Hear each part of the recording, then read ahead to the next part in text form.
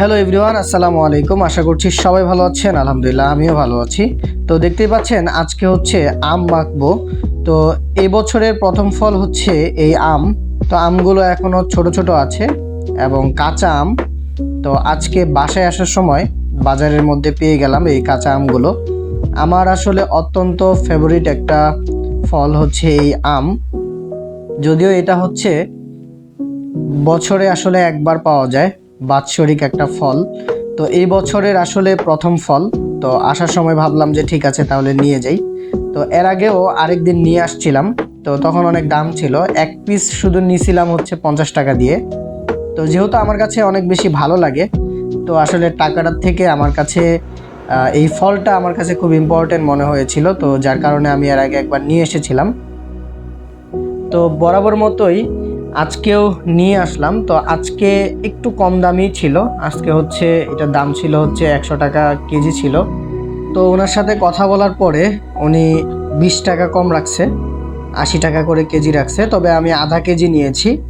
তো নেওয়ার পরে বাসায় চলে আসলাম। তো ভাবলাম যেহেতু এই বছরের প্রথম ফল আসলে মেখে খাবো, তো আপনাদের সাথেও একটু শেয়ার করি।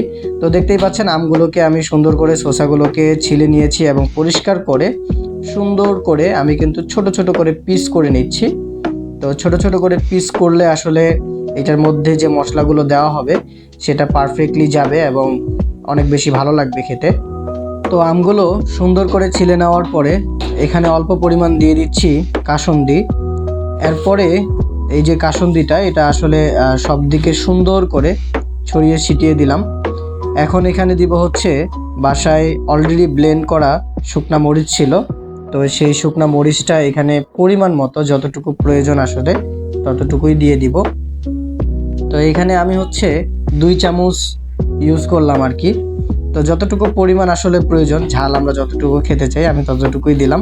এখন এখানে একটু লবণ দিয়ে দিব। তো এখানে আমি হচ্ছে পরিমাণ মতো লবণ ব্যবহার করেছি। তো লবণটা দেওয়া হয়ে গেলে আমি হচ্ছে সুন্দর করে আসলে এগুলোকে মিক্স করব। তো যেহেতু আমি এখানে শুকনা মরিচ ব্যবহার করেছি, মানে শুকনা মরিচটা আসলে ব্লেন্ড করার পরে এখানে দেওয়া হয়েছে। তো পরবর্তীতে আসলে হাত অনেক জ্বলছিল, কারণ আমি হাত দিয়েই আসলে মেখেছি। আসলে হাত দিয়ে মাখলে এটা স্বাদটা একটু হলেও বেড়ে যায় এবং হাত দিয়ে খেলে সর্বোপরি অনেক বেশি ভালো লাগে। তো মাখার পরে আসলে ফাইনালি কেমন লাগে সেটা দেখতেই পাচ্ছেন আপনারা। তো অলরেডি মাখা হয়ে গেছে, অল্প একটু খেয়ে দেখবো আমি আসলে কেমন লাগে। তো এই বছরের প্রথম আম ফল মাখা আসলে রেডি হয়ে গেল। তো খেতে অনেক সুস্বাদু ছিল।